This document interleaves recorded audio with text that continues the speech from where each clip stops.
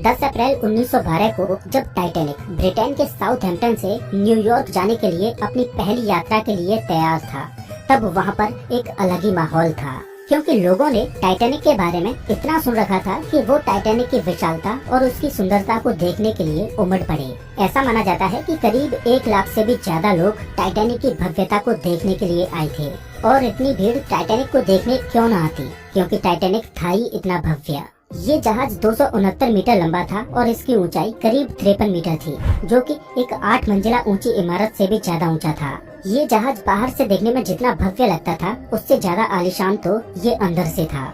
ये इतना लग्जूरियस जहाज था कि इसमें 2 बड़े बड़े ground stairs, heated swimming pool, gym, 4 restaurants, library, Turkish bath, electric bath और बार्बर शॉप इत्यादि थे। ऐसा मानो कि टाइटैनिक एक चलता फिरता लग्जूरियस होटल था, जिसमें हर तरह की सुविधा मौजूद थी। टाइटैनिक लग्जरी के मामले में तो खास था ही, लेकिन एक और बात टाइटैनिक को खास बनाती, वो थी टाइटैनिक की सेफ्टी। ये उस समय दुनिया का सबसे बड़ा, सेफ और मजबूत जहाज था। टाइटैनिक को इस तरह से बनाया गया था कि इसका दूसरा नाम ही अनसिंकेबल था, मतलब कभी न डूबने वाला जहाज। और देखा जाए तो टाइटैनिक था भी एक ऐसा जहाज जो कभी नहीं डूब सकता था, क्योंकि इसको बनाया ही कुछ इस तरह से गया था, क्योंकि इसमें डबल बॉटम हल का इस्तेमाल किया गया था। दरअसल हल जहाज के इस बाहरी आवरण को बोला जाता है, जो जहाज को मजबूती देता है। ये स्टील का बना एक मजबूत स्ट्रक्चर होता है। इसे आप जहाज की रीढ़ की हड्डी भी बोल सकते हो। ये जहाज की मेन बॉडी होता है। टाइटैनिक का ये हल वैसे तो मजबूत था ही, लेकिन इसे और ज्यादा सेफ बनाने के लिए टाइटैनिक के इस निचले वाले हिस्से यानी बॉटम में डबल हल का इस्तेमाल किया गया था।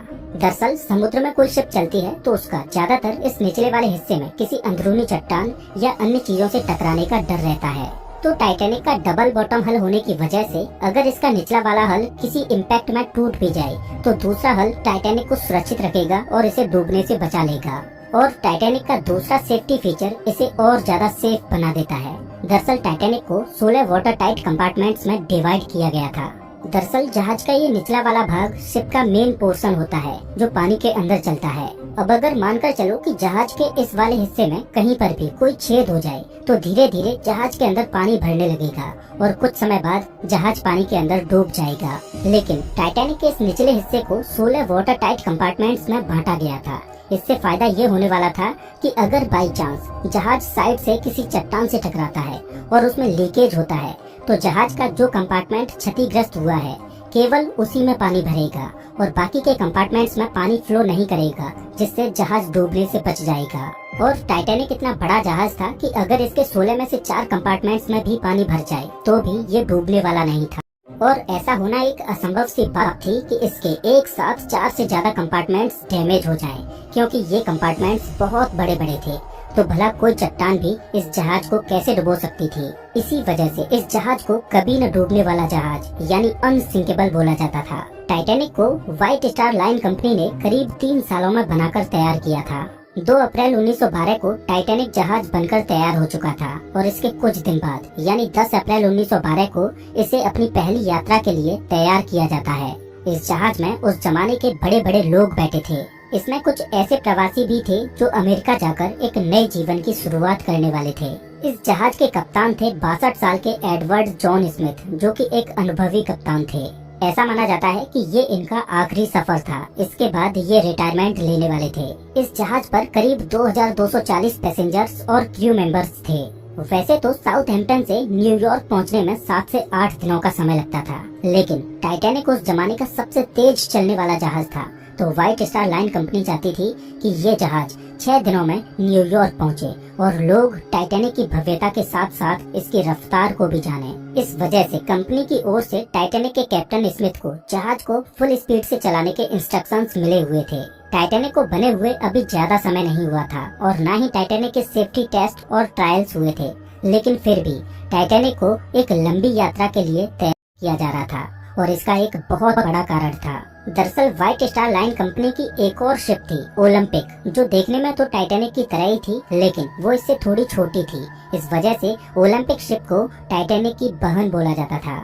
मार्च 1912 को ओलंपिक शिप में खराबी आ गई थी। इस वजह से ओलंपिक इमरजेंसी में बंदरगाह पर रिपेयर होने के लिए आई। अब ये शिप इतनी बड़ी होती है कि इनको रिपेयर होने में कई महीनों का समय लग जाता है, तो इस वजह से व्हाइट स्टार लाइन कंपनी का बिजनेस इन महीनों में बंद पड़ जाता। तो कंपनी ने अपने बिजनेस को जारी रखने के लिए अगले ही महीने यानी अप्रैल में अपनी नई शिप टाइटैनिक को लॉन्च करने का फैसला किया।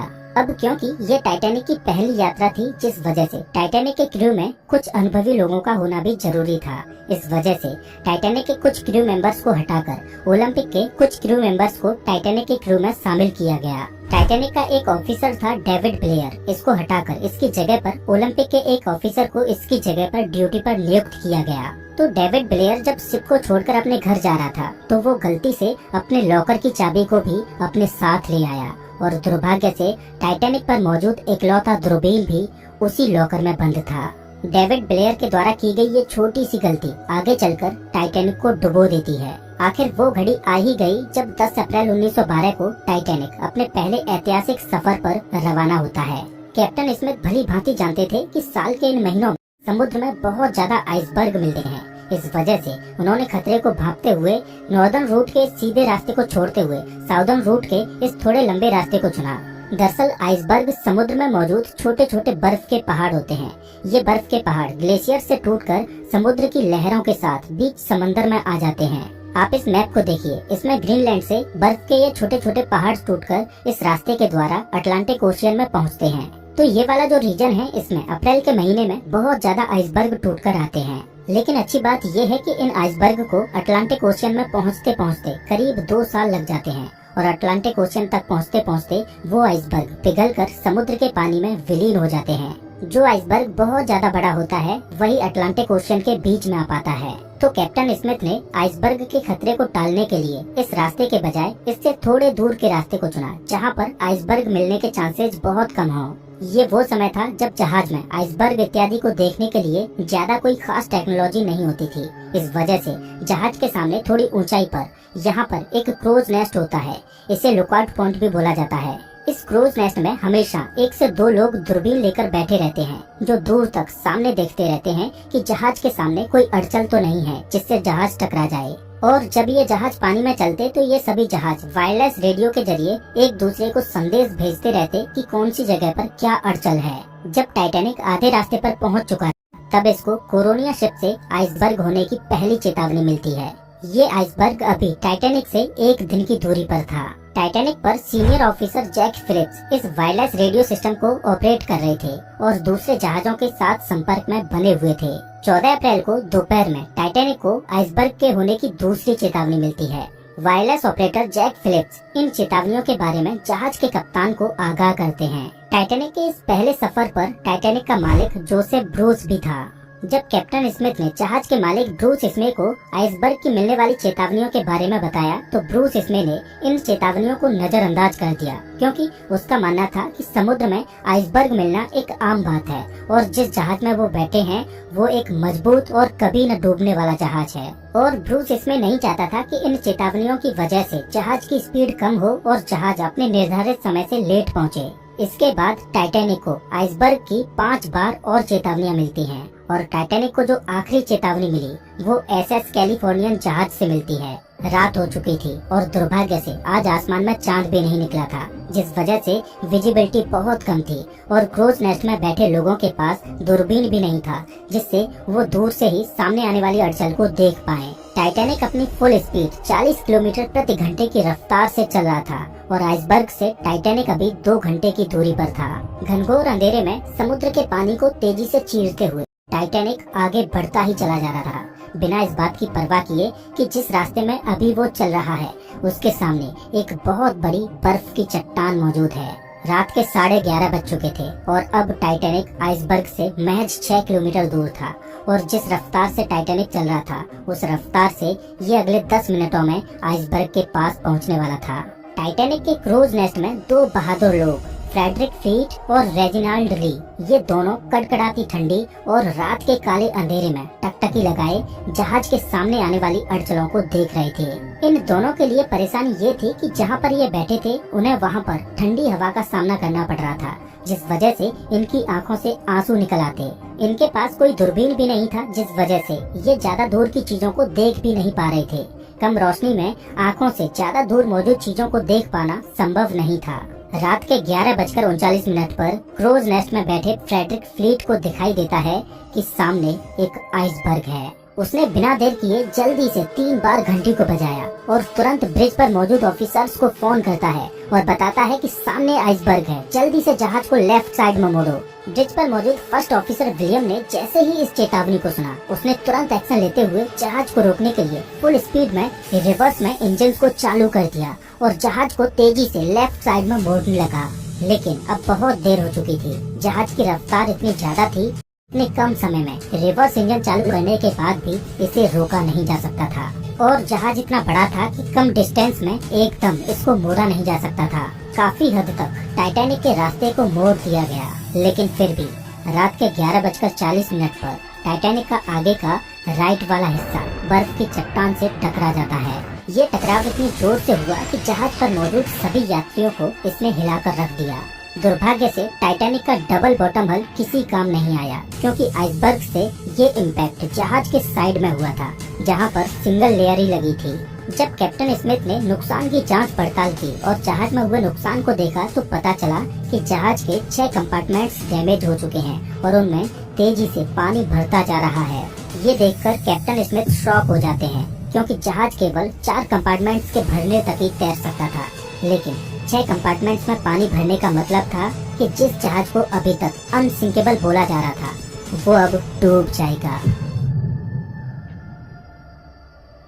टकराव को अब तक 20 मिनट गुजर चुके थे और रात के 12 बजे कैप्टन स्मिथ ने क्रू को डिस्ट्रेस सिग्नल भेजने के लिए कहा, ताकि आसपास मौजूद कोई जहाज उन्हें बचाने के लिए आ जाए। और वायरलेस ऑपरेटर जैक फिलिप्स लगातार डिस्ट्रेस सिग्नल भेजने में जुट गए, लेकिन दुर्भाग्यवश आसपास कोई भी जहाज ऐसा नहीं था जो टाइटैनिक द्वारा भेजे जा रहे डिस्ट्रेस सिग्नल्स को पकड़ पाए। 6 कंपार्टमेंट्स पानी से भर चुके थे और पानी अब डेक के ऊपर से बहने लगा। कैप्टन स्मिथ लाइफ बोट्स को समुद्र में उतारने का आदेश देते हैं और सभी लाइफ बोट्स को बाहर निकाला जाने लगा। दुर्भाग्यवश उस समय टाइटैनिक पर केवल 20 ही लाइफ बोट्स मौजूद थीं और एक लाइफ बोट की क्षमता केवल 65 लोगों की ही थी। 20 लाइफ बोट्स के द्वारा केवल लगभग 1200 लोगों को ही बचाया जा सकता था और जहाज पर 2200 से ज्यादा लोग मौजूद थे। हड़बड़ी में शुरुआत में जो लाइफ बोट्स उतारी जा रही थीं, उनमें केवल 27 से 28 लोगों को ही भेजा जा रहा था और लाइफ बोट्स को केवल आधा ही भरा जा रहा था। प्रोटोकॉल ये था कि औरतों और बच्चों को पहले लाइफ बोट्स में भेजा जाएगा। जहाज पर अभी भी कुछ लोग ऐसे थे जो ये मान रहे थे कि ये जहाज कभी डूब ही नहीं सकता और वो एकदम रिलैक्स थे। इधर जैक फिलिप्स लगातार डिस्ट्रेस सिग्नल्स भेजे जा रहे थे और सौभाग्य से इनका डिस्ट्रेस सिग्नल पास में मौजूद एक जहाज कारपेथिया को मिलता है और 12:30 पर कारपेथिया जहाज से संदेश आता है कि वो टाइटैनिक पर मौजूद लोगों को बचाने आ रहे हैं। लेकिन बदकिस्मती ये थी कि कारपेथिया जहाज अभी भी टाइटैनिक से करीब 107 किलोमीटर दूर था और कारपेथिया अपनी फुल स्पीड पर भी चलता, तब भी कारपेथिया को टाइटैनिक तक पहुंचने में 4 घंटों का समय लगने वाला था। अब सवाल ये है कि क्या 4 घंटों तक टाइटैनिक सरवाइव कर पाएगा? जैसे जैसे टाइटैनिक के आगे के हिस्से में पानी भरता जा रहा था, वैसे वैसे जहाज आगे की ओर झुकता जा रहा था और पानी में धंसता चला जा रहा था। जब टाइटैनिक का टिल्ट बढ़ने लगा तो लोगों में अफरा तफरी मच गई। अब सबको समझ आ चुका था कि टाइटैनिक अब डूब जाएगा और सब लोग अपनी अपनी जान बचाने के लिए लाइफ बोट्स में चढ़ने के लिए अपनी अपनी जगह बनाने की कोशिश करने लगे। लाइफ बोट्स में फर्स्ट क्लास के लोगों को बचाने में ज्यादा प्रायोरिटी दी जा रही थी और 1:50 पर जब जहाज से आखिरी लाइफ बोट को उतारा गया, उसके बाद भी जहाज पर 1500 से ज्यादा लोग बचे थे। चारों ओर खौफ का माहौल था। जो लोग तैर सकते थे वो समुद्र के पानी में छलांग लगा रहे थे, लेकिन इस समय तो समुद्र भी बेरहमी दिखा रहा था। समुद्र का पानी -2 डिग्री सेल्सियस तक ठंडा था। इतने ठंडे पानी में कोई भी व्यक्ति ज्यादा से ज्यादा 15 से 30 मिनट तक ही जिंदा रह सकता था। कुछ लोगों ने तो मौत को स्वीकार कर लिया और वो मौत को गले लगाने के लिए तैयार थे। लेकिन इधर जहाज के क्रू मेंबर्स अभी भी मदद की आस में डिस्ट्रेस सिग्नल्स भेजे जा रहे थे। आसमान में फ्लेयर्स चला रहे थे ताकि आसपास मौजूद किसी जहाज का ध्यान उनकी ओर जाए और वो उनको बचा लें, लेकिन कोई भी जहाज उनको बचाने के लिए नहीं आता। टाइटैनिक में पानी के भरने की रफ्तार बढ़ती जा रही थी और टाइटैनिक बहुत तेजी से डूबने लगा। टाइटैनिक का आगे का भाग पूरी तरह से पानी के अंदर घुस चुका था और पिछला वाला हिस्सा पानी के ऊपर उठने लगा। अब जहाज के कप्तान स्मिथ ने अपने क्रू को भी बोल दिया कि अपनी अपनी जान बचाओ, लेकिन जैक फिलिप्स अभी भी अपनी जान की परवाह किए बगैर डिस्ट्रेस सिग्नल्स भेजने में जुटे हुए थे। जब तक जहाज पर इलेक्ट्रिसिटी थी तब तक फिलिप्स उनकी मदद करने आ रही इकलौती शिप कारपेथिया से संपर्क बनाए हुए थे। कैप्टन स्मिथ ने अपने जहाज को ना छोड़ने का फैसला किया। जब जहाज का आगे का भाग पूरी तरह से पानी के अंदर घुस चुका था तो शॉर्ट सर्किट की वजह से जहाज पर अंधेरा छा गया। अटलांटिक ओशियन लोगों की चीखों से गूंज रहा था। जहाज का पिछला भाग पूरी तरह से हवा में खड़ा था और दबाव इतना ज्यादा बढ़ गया कि टाइटैनिक 2 भागों में टूट गया और रात के 2:20 पर आरएमएस टाइटैनिक देखते ही देखते अटलांटिक महासागर की गोद में समा गया। कभी न डूबने वाला जहाज महज 2 घंटे 40 मिनट में समुद्र की गहराई में चला गया। जो 1500 से ज्यादा लोग इस पर सवार थे उनमें से कुछ इसके साथ डूब गए और कुछ को समुद्र के ठंडे पानी ने मार डाला। कैप्टन स्मिथ अंत तक अपने जहाज पर ही डटे रहे। टाइटैनिक के डूबने के करीब 2 घंटों के बाद अगले दिन की सुबह में कारपेथिया जहाज बचे हुए लोगों को रेस्क्यू करने के लिए पहुंचता है और केवल 706 लोग ही इस हादसे में जिंदा बचे थे। 3 दिनों के बाद 18 अप्रैल 1912 को रात के 9:30 बजे कारपेथिया न्यूयॉर्क में पहुंचा, जहां पर 40,000 लोग तेज बारिश में कारपेथिया का इंतजार कर रहे थे। इस हादसे के बाद कई ऐसे सवाल खड़े हुए जिनका जवाब आज भी लोग खोज रहे हैं, लेकिन जब इसकी इन्वेस्टिगेशन की गई तो एक चौंकाने वाली बात सामने आई। जब टाइटैनिक डूबा था तब उस पर मौजूद हर एक व्यक्ति को बचाया जा सकता था, क्योंकि टाइटैनिक से महज 37 किलोमीटर दूर एक और जहाज मौजूद था जो समय पर आकर मदद कर सकता था। ये वही एसएस कैलिफोर्नियन जहाज था जिसने आखिरी बार टाइटैनिक को आइसबर्ग की चेतावनी भेजी थी। लेकिन ऐसी क्या वजह थी कि एसएस कैलिफोर्नियन जहाज टाइटैनिक की मदद करने के लिए नहीं गया, जबकि उन्हें होराइजन में आसमान में छोड़ी जाने वाली फ्लेयर्स भी दिखाई दे रही थी। तो इन्वेस्टिगेशन में पता चला कि समुद्र में आइसबर्ग के खतरों को देखते हुए कैलिफोर्नियन जहाज ने रात में आगे न बढ़ने का फैसला किया और उन्होंने रात में अपने वायरलेस रेडियो को भी बंद कर दिया था, जिससे उनको टाइटैनिक का कोई भी डिस्ट्रेस सिग्नल रिसीव ही नहीं हो पाया। जब एसएस कैलिफोर्नियन के क्रू ने टाइटैनिक से उड़ने वाले रॉकेट्स और फ्लेयर्स को देखा तो उन्होंने कैलिफोर्नियन के कप्तान स्टैनली लॉर्ड को इस बात की जानकारी भी दी। स्टैनली लॉर्ड ने अपने क्रू को मॉर्स लैंप से टाइटैनिक को संकेत भेजने को कहा और एसएस कैलिफोर्नियन का क्रू मॉर्स लैंप से टाइटैनिक को सिग्नल भेजता रहा, लेकिन शायद टाइटैनिक पर इतनी हड़बड़ी मची हुई थी कि किसी ने एसएस कैलिफोर्नियन से आ रहे मॉर्स सिग्नल को नहीं देखा। दरअसल उस समय इस तरह की लैंप से डैशेज और डॉट्स के द्वारा एक दूसरे जहाज से संपर्क करने के लिए मॉर्स कोड का इस्तेमाल किया जाता था। काश कैलिफोर्नियन जहाज का रेडियो ऑन होता तो शायद उस दुर्घटना में इतनी जानें ना जाती। टाइटैनिक के इस हादसे को हुए साल दर साल गुजरती जा रही थी, लेकिन एक सवाल जो लोगों को परेशान किए जा रहा था कि आखिर वो जहाज जिसे कभी न डूबने वाला जहाज बोला जाता था वो कैसे डूब गया। इस सवाल का जवाब तभी मिल सकता था जब टाइटैनिक जहाज का मलबा मिले। खूब सारी खोजबीन की, लेकिन अटलांटिक महासागर ने टाइटैनिक को अपनी गोद में ऐसे छुपा रखा था कि उसका मलबा किसी को मिल ही नहीं रहा था। आरएमएस टाइटैनिक के मलबे को समुद्र की गहराइयों में ढूंढते ढूंढते 70 सालों से भी ज्यादा का समय गुजर चुका था। तब जाकर सितंबर 1985 में पहली बार टाइटैनिक के मलबे की झलक देखने को मिली। अमेरिकन ओशियनोग्राफर रॉबर्ट बेलार्ड वो व्यक्ति थे जिन्होंने टाइटैनिक के मलबे को खोज निकाला था और जब से टाइटैनिक का मलबा मिला है तब से लेकर आज तक इस पर कई बार खोजबीन होती रही है। लेकिन टाइटैनिक के मलबे पर की गई शोधों ने इस बात की गुत्थी को सुलझा दिया कि ये अनसिंकेबल जहाज आखिर क्यों और कैसे डूबा।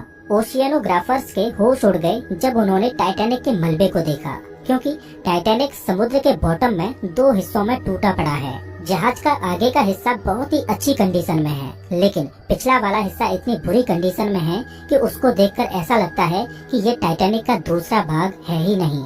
और पिछला वाला हिस्सा फ्रंट वाले हिस्से से करीब 2000 फीट की दूरी पर है। काफी खोजबीन के बाद पता चला कि जब टाइटैनिक को बनाया गया था तब इसमें टाइटैनिक के हल को मजबूती देने के लिए जो रिवेट्स लगाई गई थी वो स्टील की नहीं बल्कि कास्ट आयरन की थी। यहाँ पर कंपनी ने जहाज को हुए कॉस्ट कटिंग करने की कोशिश की।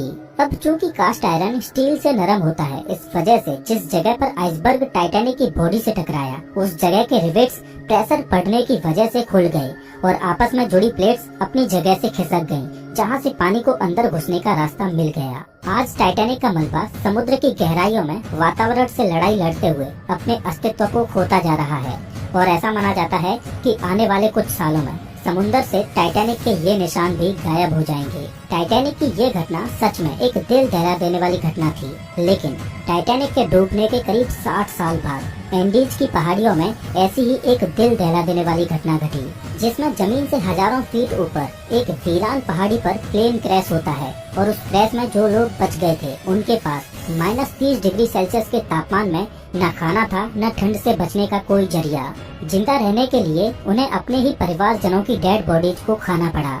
वास्तव में फ्लाइट 571 की कहानी दिल को दहला देती है। फ्लाइट 571 की कहानी को आप स्क्रीन पर दिख रही इस वीडियो में देख सकते हो। मैं आपको वही मिलता हूँ।